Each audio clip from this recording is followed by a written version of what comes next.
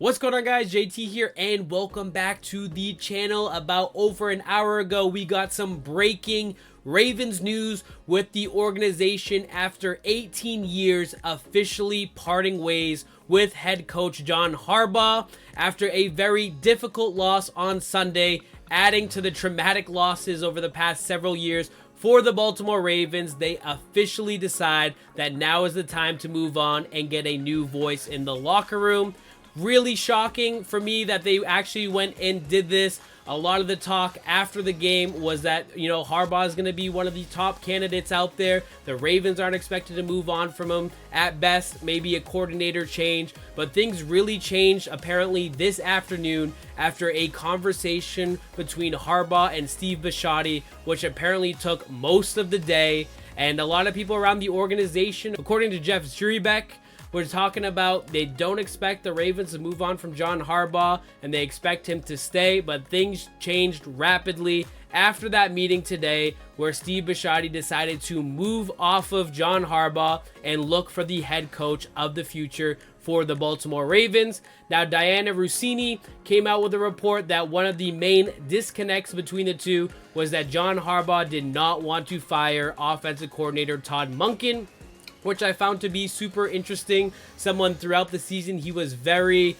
harsh on in interviews and talking about some of his play calls and things that took place in games. For me, I wouldn't have been surprised if that was Zach Orr with a lot of the protection he gave to him and the struggling defense throughout the season. So that was very interesting. So we'll see if there's a connection there. If Harbaugh gets a job here, will Monken be the offensive coordinator? There's also reports that Monken is actually getting some head coach looks again this year as well. So we'll see how things kind of play out there, but a very interesting story, and Harbaugh not wanting to move off of Monken there. But overall, really shocking and exciting news for the Ravens flock. I think a lot of us out there believe that this was the right thing to do, but didn't think the organization would do it. I do think John Harbaugh is a fantastic football coach. Do not get me wrong. I think he will land somewhere and really start to build a nice program and, change an organization around. But for the Baltimore Ravens,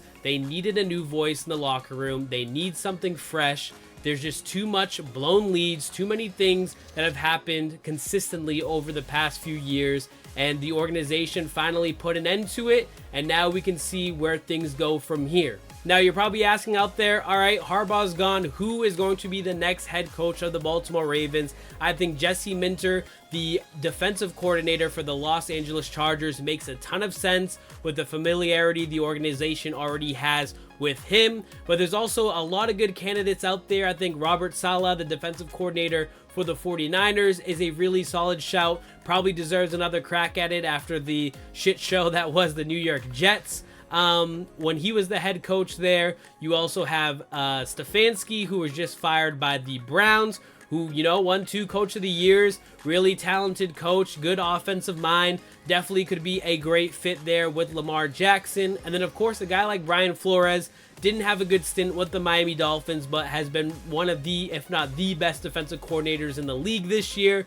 Really a top Vikings defense that he's coached. Definitely is going to be in the mix for a lot of head coaching openings this upcoming season. So I'm very interested to see where this goes, or if they're really going to take a swing at a young offensive-minded coach like Kubiak, the offensive coordinator there in Seattle for Mike Macdonald, which, man, looking back on it now more than ever, I really wish we just promoted him. Although I get after losing an AFC championship, it's tough to move on from Harbaugh there, but man, he would have been the perfect coach for the Ravens. He understands the organization inside out, a defensive mastermind, as we've seen with a Seattle Seahawks team this year being the #1 seed in the NFC.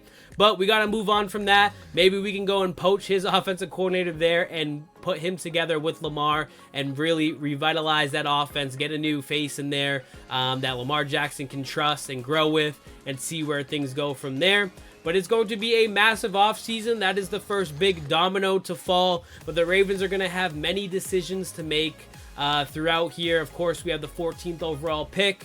So a top 15 pick.